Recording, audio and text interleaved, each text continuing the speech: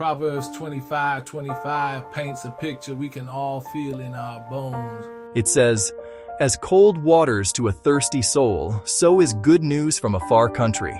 As cold waters to a thirsty soul, so is good news from a far country." Think about that for a moment. Imagine a long walk on a dusty road under a hot sun. Your throat is dry, your steps are heavy. You feel a deep, aching thirst that nothing else can fix. All you can think about is the relief of a single drop of cool, clean water. You long for it. You dream of it. This is the perfect image for a heart that is waiting for news.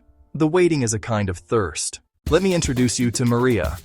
She lives a simple life in a small apartment with walls painted a soft, gentle yellow.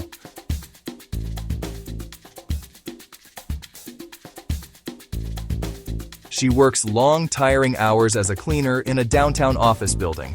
Her days are filled with the smell of polish and the hum of vacuums. When she comes home, the quiet greets her like an old friend. Her son is hundreds of miles away, studying at a university. The distance feels like a vast ocean between them. A mother's heart is never truly at rest. Each evening, Maria follows the same quiet ritual. Her feet ache, her hands tremble, her shoulders carry familiar weariness. Golden light stretches across the room. A fan hums a soft, steady tune. Her lifeline to her son holds a world of possibilities, both wonderful and worrying. Tonight, the weariness feels deeper than usual. She sits where they once shared breakfast, breathing in the stillness. Questions sit like small stones in her heart. Sometimes silence feels safer than no news. Finally, she stands and picks up the phone. A small act of faith against the tide of anxiety. Her breath catches in her throat. There it is. One unread message. From him. Simple words. Plain words. The most beautiful words in the world. He is doing well. He passed his midterm. Made the team. Found a job at the library. Something inside shifts. A long breath she did not know she held escapes. The knot loosens. The burden lightens. The room seems brighter, warmer. Tears trace warm paths down her cheeks. She does not wipe them away. A few lines of text become a bridge across the ocean of her worry. A light in the darkness of fear. Exactly as the proverb describes. A drink of cool, life-giving water for a thirsty soul. True joy, like water, overflows. It is not meant to be held in a closed fist, but shared with open hands.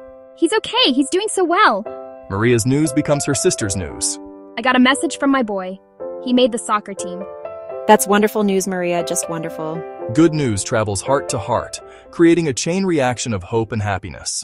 Each of us has the power to be a messenger of this kind of joy. Send that text, make that call, write that note. Be quick to share joy, slow to spread worry. Be the name on a screen that brings a smile, the voice that brings a sigh of relief.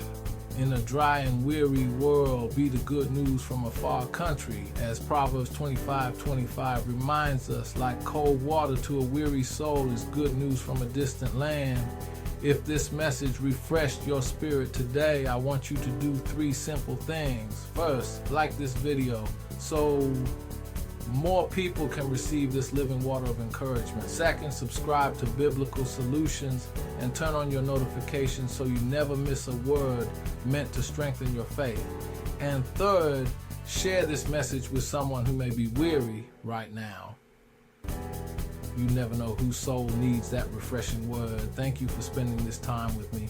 Keep seeking wisdom, keep growing in faith, and keep coming back to Biblical Solution, where we find timeless answers for today's challenges.